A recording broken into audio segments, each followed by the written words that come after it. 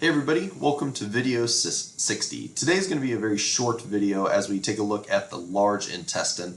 There's not a lot from an anatomy and physiology standpoint that we're going to really go over, so this video will be pretty short and pretty quick. So, the large intestine is only 5 feet long, but as we mentioned during the small intestine video, it's named the large intestine because its diameter is much greater than the small intestine at about 3 inches.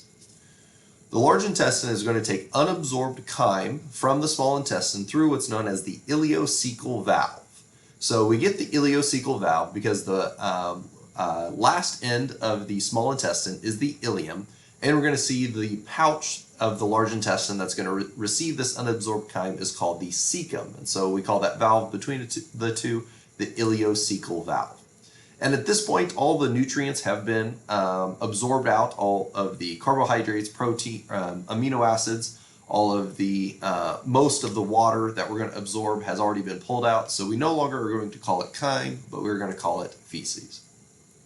You do get some absorption of water and salts through the wall of the large intestine, even though the small intestine is the primary absorber of those things. And here are the divisions of the large intestine. You start with the cecum, the pouch that's going to receive unabsorbed chyme. You're going to travel, it is then going to travel through the ascending colon, the transverse colon, the descending colon, the sigmoid colon, and then finally exit through the rectum. So the cecum, as I mentioned, is the pouch that's going to receive chyme from the ileum. Attached to the cecum is the appendix, which is made of lymph tissue. It also is a good storehouse for gut bacteria, even though nowadays with the diet we have, we don't really rely as much on those gut bacteria. Those are thought to have been more useful to have all those extra gut bacteria when we had a more plant-based diet. The cecum will then flow superior in the ascending colon, and this is going to be on your right side of the body is going to be the ascending colon. It will then make a turn at what's known as the hepatic flexure or the right colic flexure and flow across the body in the transverse colon. Now the reason we call this turn the hepatic flexure, hepatic is going to refer to liver, and that colon turn is going to be up right next to your liver. We also call it the right colic flexure because it is on the right side of the body, and colic is going to refer to your colon. So this is the turn on the right side of your body. The transverse colon will travel clear across to the left side of your body before turning inferiorly at the splenic flexure or the left colic flexure. Again, similarly, the splenic flexure is named because it's going to turn in the region of the spleen, or the left colic flexure because it's on the left side of the body. Either name is acceptable. And so that colon is then going to travel inferiorly along the descending colon.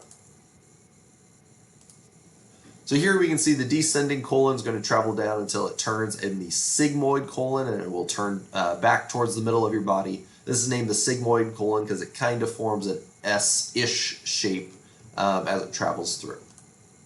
The sigmoid colon will then end in the rectum and the anus.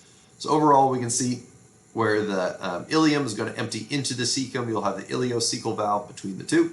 The appendix here sprouting off of the cecum. This pouch, these feces will travel superiorly in the ascending colon, make a turn at the hepatic flexure, travel in the transverse colon, make a turn at the splenic flexure, travel through the descending colon, the sigmoid colon, and then finally out the rectum. The anus is controlled by 2 sphincters. You have an involuntary inner anal sphincter and one voluntary outer anal sphincter. And you may remember from our muscular system unit, involuntary means that you do not have conscious control over it. So the inner anal sphincter you do not have conscious control over.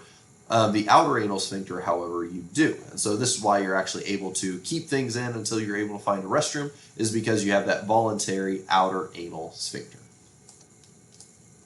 So again, that was a very brief overview of the large intestine. Outside of some absorption of water and salts for this class, really we're just focused on the sections of the large intestine going from cecum, ascending, transverse, descending, sigmoid colon, and then out the rectum. So if you have any questions on that, please make sure you're letting me know.